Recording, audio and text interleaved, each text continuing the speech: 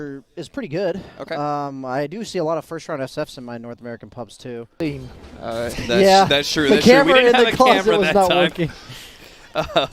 Was there anything illuminating that he talked about? Right, could have a potentially very big effect on SA. Bottom lane, Matthew gets a little bit low. Eternal Envy is trying to chase him down. That heal from the Legion Commander pressed the attack, was keeping him alive for a little bit longer, but eventually Jackie does get the kill. I got some roses for Valentine's Day, you know, the stereotypical. Looks like there's some pressure going on mid. This was what I was a bit concerned about. SF not tanking the Gag, though, so it's kind of nice for them there. Instead, it's the Rubik who tries to pull the pressure off the tower, but the big rotation coming out The from Thunder Predator. level 4 Legion gank. Yeah, and it's not very effective because he doesn't have a disable to come with it. It was able to flush out Pylai Die for Leo Style to claim that kill. That 25% health comes a lot later that he can see you at. Matthew trying to head off Misery here. He's going to try and set up the raises. Lands 1, 2. Easy kill. Matthew's actually the one to pick it up and not Leo Style. Meanwhile, back over to mid. We said one small push is all it's going to take to make that tower fall. Now the question is whether or not he can get the last hit. There is the deny from Leo Style. He's able to get that at least. That's 4 heroes from Thunder Predator, though. I don't know what that reference is. I'll act like I do. All right. All right. It was a training exercise that was supposed to prove to captains that sometimes there is no winning scenario. Sometimes there's nothing that you can do. And I'm glad you could explain it for Dan here. and Captain Captain Kirk cheated in order to find a way to be able to win. And he claims that the test is broken. They claim, you know, well, you weren't taking the lesson into heart. At the beginning of that explanation, you didn't specify that was Star Trek. I just think against Bloodseeker specifically, I don't like it. Primal Aurora going out, trying to get a pick off onto MJZ. Will be able to do so. Cloud9 as well. Now they are going to spot this. Eternal Envy farming up Ancients. A duel going off. Should be able to burst him down and get that duel damage. Clean up the rest of the stack as well. That's just the cherry on top. That was value. He got like 6 Ancients with that overwhelming odds, so did a lot of damage to the Bloodseeker there initially. What's the British version of a cherry on top? 55. Not You're the pretty universe. close. Is it 55? I thought it was 80. Must have nerfed it. Duel. Oh, Arc Warden trying to protect him with the bubble, and it will be enough. Pylai Die survives the duel, doesn't survive the damage immediately afterwards. Now Leo Style gets off his ultimate, scaring back both the Arc Warden. The ultimate comes in, the Echo Slam. Winter's Curse, not quite enough to be able to save the Arc Warden. It's a beautiful Winter's Curse, though. Does a lot of damage. Snaking sets up the kill onto the Earthshaker as they 1, 2, 3 raise him down. Now Eternal Envy on the run, finds a haste rune on the go, so he's going to be zooming on out of here, but it doesn't take away the shame and loss of that team fight. The multi-shot of the tier 2s, I feel like that was there was definitely kind of a subtle buff to heroes like Winter Wyvern, Mars, anybody who can actually save illusion heroes creep like PL. wave. Yeah, PL for a great example of that, of just being able to anything that can save your creep wave and allow you to keep that timing. Otherwise, you get pushed back. You have to wait for the next wave. Maybe you can't actually take the tower at all as a result of that. That delay. extra 30 seconds that you're waiting for the next creep. He's got a blade mail. He's not really the damage output. And that's the SF killing the Enchantress that we talked about. Just trying to disengage now, utilize... Oh, go back in mind. with the duel plus the blade mail. Now we have Misery sitting on the side. He just throws out a Fissure. Not going to try and do anything past that as long as he doesn't get caught by Minos. He does get out with the blink. The Leo Style still kind of chasing here underneath the tier 2 and everything. No buybacks. And because they have to 5-man even though they have Beastmaster Arc Warden. And they just go on. Echo just straight up onto the Slark, tried to control him enough with the Rupture that's there as well. Minos will be able to get off his ultimate. He got him with the Enchant Totem just in time, stopping that TP. There's still going to be the save of the Cold Embrace, and Minos is actually back up to around half HP, a little bit higher. Now the Rupture is gone. Eternal Envy still going to try and chase him down, though. Has the vision. The Blood Right actually clips him enough for a little bit of a nuke, enough to be able to get the further vision, but it's not good enough to get the kill. Eternal Envy is now going to be feared back by Leo Styles' ultimate. Reckoning of Souls now out. The damage is gone, and there's very little to fear on the side of Thunder Predator. So Ace can just deal with Matthew as he wants to, and they can continue to play on the side of Thunder Predator's map. That's what I mean by, like, usually Slark dies to Rupture, but in this game he doesn't die to Rupture. And that extra 2 seconds off of the Rupture is a pretty big deal if you saw there with the S and Y.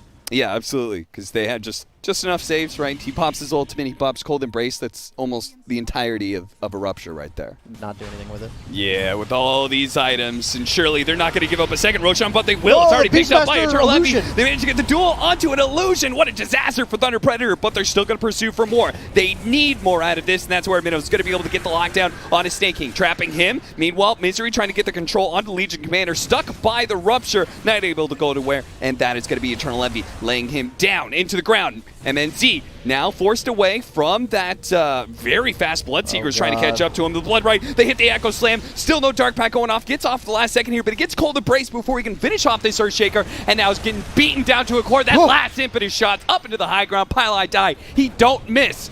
Leo Style trying to go for the TP away. He's going to be successful, as is the Winter Wyvern. That's a gem on the high ground, or now it's on the low ground, but with Enchanted Quiver on. Oh, that's huge. Finding the real Arc Warden like that, massive. No buyback either. He went for a Crystallis, bought out entirely. Well, that Enchanted Quiver plays directly against him to try and back away. Frank is going to go for the duel, though, especially now that MNZ is going to be able to follow that one up. They win that duel, and Eternal Envy, he died fast. He loses his first life really quickly. He's going to come back with the Aegis and a BKB. They're going to try and Fissure block him in. Matthew stealing that Fissure. But they have no real way to go for Eternal Envy past that. Just kind of inconveniencing him now. Ace slowing down MNC, sees the opportunity, pops his BKB, tries to catch Ace. Ace, 4 staffs down to low ground, leaves his Illusion behind. MNC tries to deal with that as best as possible. Leo Style, meanwhile, he has gone in. He actually blinked forward, Yules, BKB, pops his Requiem Souls, and TPs out during that fear timing. Yeah, to make sure that Beastmaster couldn't roar him. That was actually really nice. Obviously, Cloud9 wants to punish this now. They still have Wyvern ulti, so they have to be a bit careful. Frank running into the smoke here. They already have the Echo Slam on the left-hand side. Managed to lock down 2 heroes, both Matthew as well as MNC, but he didn't have enough damage follow-up. None of Cloud9 were able to get there in time, and as a result, MNC claims that kill. Now popping a Shadow Dance, getting on top of Eternal Envy. Envy forced to use his BKB, a DD Slark, which had ripped apart that Earthshaker, now has to pounce away from the Rupture. They have a stun. They will be able to get him, but no stun available. That was a Rubik Stolen Fissure that went down. And it's just enough to get their carry out of dodge. 9-17, and Thunder Predator claiming the net worth lead again. Multiple 4 staffs coming from Ace and the help of his Sims. Oh, they managed to get the duel onto the real Arc Warden. Once again, he's going to be eliminated by pretty much just the Blade Mail. The follow-up with the Requiem makes sure there's no turnaround from Cloud9. The Winter's Curse laid out onto Eternal Envy, just holding him in place. He still has BKB. He still has Cheese. Maybe that's why the rest of the Thunder Predator were actually looking a little bit farther forward, trying to catch somebody else. Now he's going to pop his BKB and turn. With the Cheese, he's just trying to get out, though. He knows he is completely outnumbered. That BKB may not last long enough. The Spider Legs, but it's going to be slowed down by the Diffuser Blade. Now going to be used up. Should lead into a pounce and an easy kill for Leo Style. Wicked sick for him, and the rest of Thunder Predator looking hot right now as they've taken both the 1 and 2 position down from Cloud9. Look to take map control. I really like the Lincolns on SF just because it protects him during BKB that naturally doesn't have illusions. True. It's really hard to know it's not real. And now you've just found a second duel. He was at 100 damage before, now 118. Trying to get all the items. Well, to be fair, Slark is really nice with a refresher, but usually nowadays, since Satanic has become more popular, you don't buy it very often. Cloud9, they were on the cliff, and they were just kind of watching from the high ground, and Thunder Predator, they move out of the pit so quickly. They're looking to be able to catch people here, and Leo Style just does that. He managed to get the Yule Scepter onto the real Arc Warden, looks like, with the Requiem Souls. Afterwards, they actually do the duel onto the Bloodseeker while they try and chase down Ace here. A Fissure goes out, but Leo Style blinks to the other side of it, managed to catch him. Meanwhile, back over to that duel, which Eternal Envy didn't die to, but he is going to be forced away. He runs out with his Spider Legs down the cliff. He does manage to get a Rupture onto MNZ, but he just plays it with NJC right behind him, ready to go with the Cold Embrace if needed. Now the Rupture is faded out. He's going to be able to pounce on his Snake King, who's trying to make his way back to the base. No such luck there. Eternal Envy bopped a little bit, very low, 250 health, but he is deep inside of his own base, and Thunder Predator, they've kept up that aggression. They just left the Cheese on the ground. They said, screw it.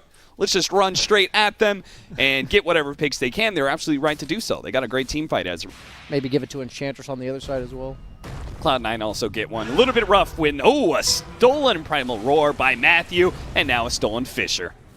Easy 1-2 punch that leads to Leo Style getting Godlike Spree, and now Cloud9's base under assault once again. They are going to use another round of their repair kit, where Thunder Predator just going to switch over to mid lane instead. They picked that Shaker into the Rubik. Misses the bubble. Misses the bubble. Does scare the Slark away with the Intimidation bubble. Starts laying out the Spark Race. Is Arc Warden 25, by the way? He's probably not. Oh, jeez, he's only level 20. Yeah, the clone doesn't give you XP. So when you fall behind, Right. you generally don't get levels. He's queuing up. He bought bots, and now he's queuing up a Shadow Blade. Okay, duel on a Pylite Die. There's going to be that magnetic field. MNC, though, quickly gets inside the bubble. Finish off Pylite Die for Frank, and they win the duel. Now continue their assault to Tier 3. Ace is like backtracking for this split push build when the enemy team is not going to be split pushing. They're just fighting. Yeah. That's kind of a weird, lack of a better word, approach to the game here. Abyssal Blade for Eternal Envy on his Bloodseeker. There you go. It's on a Slark as well. The Slark with Abyssal is much scarier than a Bloodseeker. He misses the bubble again. Yeah. Looks like that one's on top of it, but he did Ace miss has it. also been getting caught a lot with his real Yeah. Arc Warden many times, especially by the Legion Commander. I feel like that's something that probably shouldn't happen. Ace, maybe just a little bit rusty here. Eternal Envy sees the opportunity to try and This is pounce what on I it. mean, MNC gets the Abyssal Blade, but instantly the counter of the Cold Embrace. Now Eternal Envy has to use both his BKB and his Spider Legs to retreat safely. Their saves have been so good on Thunder Predator every time. It's really screwing Eternal Envy. Something that just kills the Wyvern. Okay, well, they find the Winter Wyvern here as he was actually going for the ward, trying to de-ward here. Does actually get a Force Staff to save him, puts him on the high ground. Now the interception is taking the duel into the Requiem, instantly blowing up Eternal Envy. He's just gone, snaking down to half health and running the wrong direction because of the fear. Instead, they're going to turn towards the Arc Warden. They caught Ace as well. Neither one of them have buyback. A Winter's Curse on a Pylite Die to make sure that the rest of Thunder Predator can catch him. Pretty sure Snake King's still out in the middle of nowhere. In fact, he's cutting the mid-creep wave because he's got no other options. His cores don't have buybacks. He has to stop this push somehow, but it just means that he's going to be easy fodder for Matthew, who finds him, catches him, puts him down, forces the buyback, but the march continues by Thunder Predator. And I don't think there is one whit left in Cloud9 to be able to stop this. This is the first step to South America taking over the North American region. 2 years from now, when you guys quote me of South America being better than North America, this will be the beginning of the end for the North American region right here. Summit 12. Loot.bet Summit 12. All on that train. Yeah. Brian. Loot.bet, Dota Summit 12, Thunder Predator find their second victory